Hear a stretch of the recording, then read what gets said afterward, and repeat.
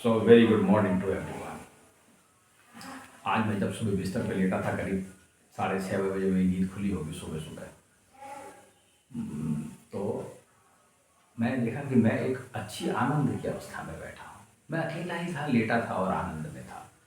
तुम मेरे आनंद की कल्पना नहीं कर सकते, मैं सीधे कहता हूँ। ना तुम उसे प्राप्त कर सकते हो। ये ऐसा आनंद है जो स्वयं में ही प्राप्त हो सकता है। उसमें कुछ सोचना ही नहीं। वो विचारों का एक आनंद, एक जाल कह सकते हो तुम, जो आनंद प्रदान करता है। अब उसको क्या कहा जाए मैं ऐसे समझ नहीं सकता। उसे वैसे एक नाम दिया गया है दिव्य प्रेमा भक्ति का कहते हैं प्रभु उसको, क्योंकि दिव्य प्रेमा भक्ति से ही आनंद स्फुरित हो सकता है। ऐसा मेरा मानना है और ऐसा ही होगा जहाँ तक मेरा विचार है। इस बारे में मैं तुमसे ये कहना चाहता हूँ कि तुम विचार करो कि तुम्हारा स्वभाव क्या है, तुम्हारा मूल स्वभाव क्या है। तुम्हारा मूल स्वभाव आनंद है। इसके सिवाय तुम्हारा कोई मूल स्वभाव नहीं है।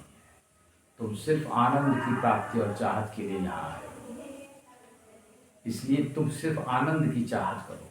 इसके अलावा बाकी सब कुछ नश्वर है ऐसा मानो, क्योंकि आनंद तुम्हारा मूल स्वभाव है। मैं तुमसे कहता हूँ, तुम सोचते हो और खोजते हो आनंद विभिन्न चीज़ों में। यहाँ पर तुम्हें लगता है, हो सकता है थोड़ी देर के तुम्हें आनंद आता भी हो, लेकिन वो स्थायी नहीं होगा। उसका स्थायित्व तो बना इतना छोटा होगा कि तुम कल्पना नहीं कर सकते। वो खत्म हो जाएगा। चाहे कोई भी चीज़ हो, चाहे वो काम हो, चाहे कोई वस्तु हो, कोई चीज़ हो जिस पर निर्भरता हो तुम्हारी, जिस पर तुम्हारा मन रुकता हो आकर के, जिस पर वो टिक जाता हो, जिस पर उसको सहारा मिलता हो, जिस पर उसे हल्का सा सहारा मिलता हो, वो उस चीज़ पर टिक जाएगा और उस चीज़ पे रुक जाएगा और तुम्हें थोड़ा आनंद देगा, कहेगा हाँ एक सपोर्ट मिल गया। ये कुछ ऐसा ही है जैसे डूबते को तिनके का सहारा वाली बात है कि वहाँ सहारा मिल गया तो बच गए। लेकिन मैं तुमसे कहता हूँ, डूबते को तिनके का सहारा भी ना मिला और कुछ नहीं मिला, मैं तुमसे कहूँगा, जब तक कि कृपा ना हुई या आनंद की प्राप्ति ना हुई। किसी भी चीज़ में ले लो, अगर आनंद नहीं है तो जीवन व्यर्थ है। सीधा चला नियम है, नियम सीधा है।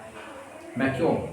मैं इसलिए हूँ कि मैं रोता रहूँ यहाँ पर? क्या मैं इसलिए हूँ कि मैं हर समय दुखी रहूँ या बीमार रहूँ या सोचता रहूँ चिंताओं में, जिनकी ज़रूरत ही नहीं, जिन विचारों को मेरे पास आते रहें और मुझे हिलाते रहें कि नहीं तुम हिलो हिलो हिलो, नहीं तुम्हें हिलना ही है, तुम्हें ये करना ही है, वो तुम्हारा दुश्मन ही है।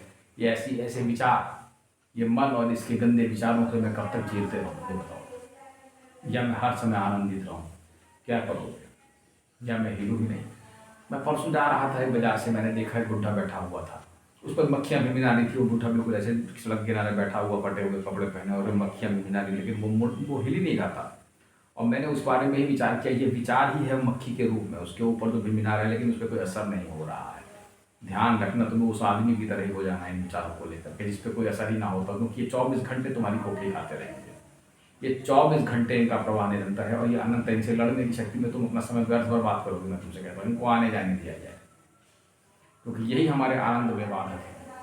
सबसे बड़े बाधक मैं तुमसे कहता हूँ, इससे बड़ा बाधक कोई नहीं है। विचार, विचार यही कभी आनंद दिखाता है, कभी कुछ दिखाता है। एक गाना नहीं है, पर रहता है जब तक ये कमबख्त जन्नत दिखाता है। ये ऐसे ही हमें मूर्ख बनाता रहता है। ये कहता है ऐसा हो जाएगा, वैसा हो जाएगा, वैसा हो जाएगा, ऐसा हो जाएगा, और एक तरह तरह के मूर्ख बड़े विचार तुम्हें देता रहता है।